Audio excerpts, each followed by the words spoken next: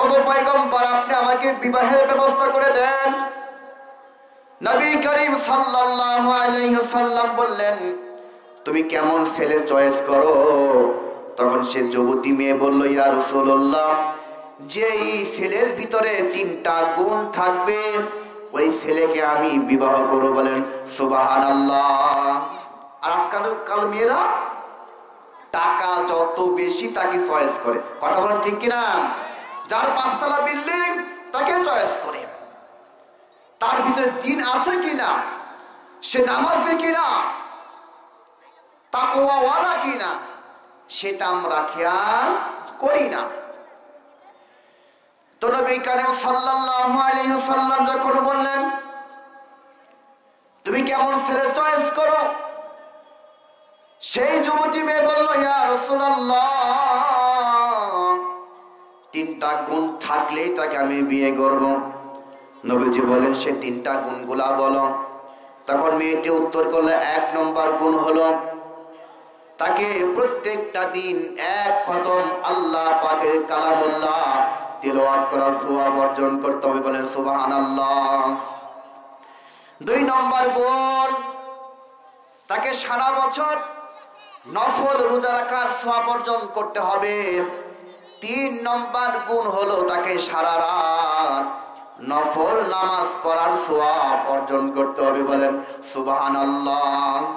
3টা গুণ অনেক কঠিন আমল নাকি? বলেন, প্রত্যেকটা দিন 1 খতম আল্লাহ পাকের কালামুল্লাহ তিলাওয়াত করার সওয়াব অর্জন করতে হবে। অনেক কঠিন একটি আমল নাকি? বলেন, কারণ কালামুল্লাহ অনেক ভারী একটি বাণী। বলেন সুবহানাল্লাহ। ওয়া ইন্নাকা আলা খুলুকিন আযীম, ইন্না সানুলকি আলাইকা কাওলান সাকিলা। আল্লাহ পাক বলেন, ওগো পয়গম্বর, আমি আপনার উপরে ভারী গ্রন্থ অবতীর্ণ করেছি। বলেন সুবহানাল্লাহ। অনেক ভারী কালামুল্লাহ আল্লাহ পাক অবতীর্ণ করেছেন। কেমন ভারী? আয়েশা সিদ্দিকা রাদিয়াল্লাহু তাআলা আনহা বলেন, যখন শীতের সময় নবীজির কাছে যখন ওহী অবতীর্ণ হতো, এতটা শীত, যেই শীতের সময় সাধারণত আমরা ল্যাব তোষক ব্যবহার করি। কথা বলেন ঠিক কিনা? যখন এই শীতের সময় নবীজির উপর ওহী অবতীর্ণ হতো, তখন মা আয়েশা বলেন, ওহী অবতীর্ণ হলেই নবীজি ঘেমে যেতেন, তার কপাল বেয়ে বেয়ে ঘাম ঝরতো। বলেন সুবহানাল্লাহ। যখন নবী করিম সাল্লাল্লাহু আলাইহি ওয়াসাল্লাম কোন সওয়ারির উপরে আরোহণ করে ঘুরতেন, যদি তখন ওহী অবতীর্ণ হতো, ওহীর ভারে সেই বাহনটা বসে পড়তো। বলেন সুবহানাল্লাহ। হযরত জাবের রাদিয়াল্লাহু তাআলা আনহু বলেন যে একদিন নবী করিম সাল্লাল্লাহু আলাইহি ওয়াসাল্লাম আমার রানের উপরে এরকম বসে ঘুমাচ্ছে, তখন ওহী অবতীর্ণ হলো। আমার মনে হচ্ছে যখন ওহী অবতীর্ণ হলো, আমার হাড্ডিগুলা চূর্ণ বিচূর্ণ হয়ে যাচ্ছে। এতটা ভারী গ্রন্থ আল্লাহ তাআলা পয়গম্বরের উপরে অবতীর্ণ করেছেন। বলেন সুবহানাল্লাহ। আল্লাহ পাক বললেন, লাউ আনসালনা হাযাল কুরআন আলা জাবালিন লারাআইতাহু খাশিআম মুতাসাদ্দিআম মিন খাশিয়াতিল্লাহ।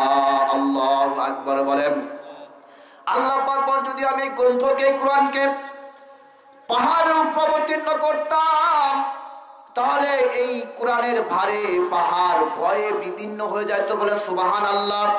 তাহলে এত ভারী গ্রন্থ আল্লাহ তাআলা বিশ্বনবী জনাবে মুহাম্মদুর রাসূলুল্লাহ সাল্লাল্লাহু আলাইহি ওয়াসাল্লামের উপরে অবতীর্ণ করেছেন। বলেন সুবহানাল্লাহ। আর এই ভারী গ্রন্থ আমাদের বাচ্চারা 7 বছর 8 বছরের ছেলেরা মেয়েরা মুখস্থ করে ফেলতেছে। বলেন সুবহানাল্লাহ। এটা একমাত্র আল্লাহ পাকের দয়া এবং কৃপা। বলেন সুবহানাল্লাহ।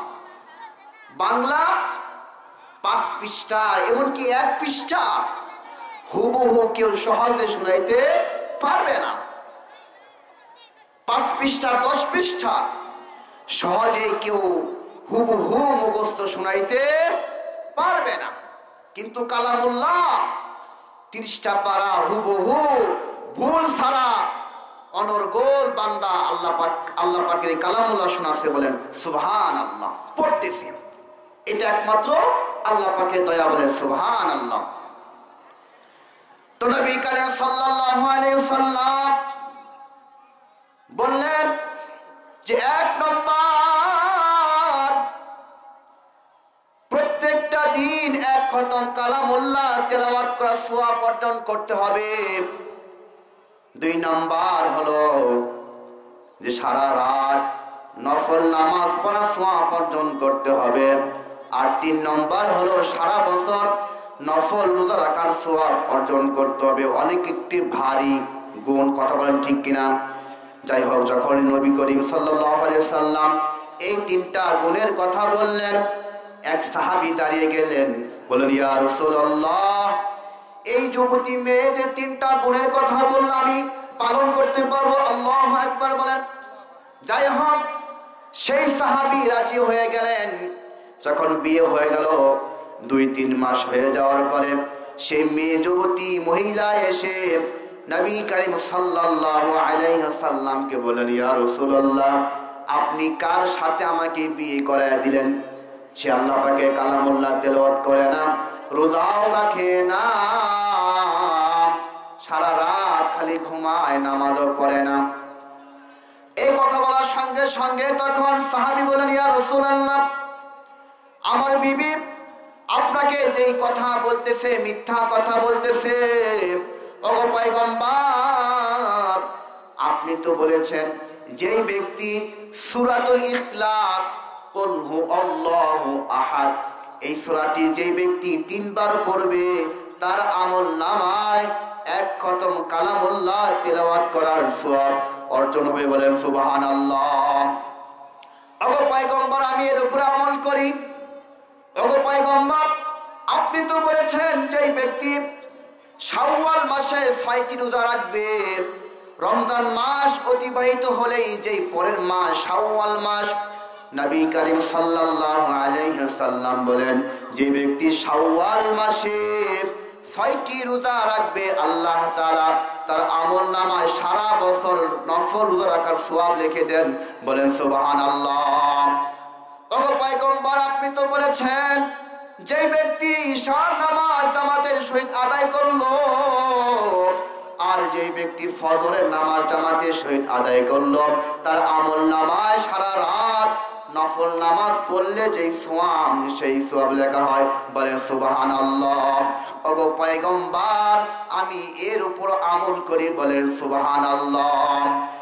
আমার জীবন, আমার মরণ, আমার বন্দেগী, আমার জীবন, আমার মরণ, আমার জিন্দেগি, ইয়া ইলাহি, ইয়া ইলাহি কবুল করো আমার বন্দেগী, আমার জীবন, আমার মরণ, আমার জিন্দেগি। আল্লাহু আকবার বলেন।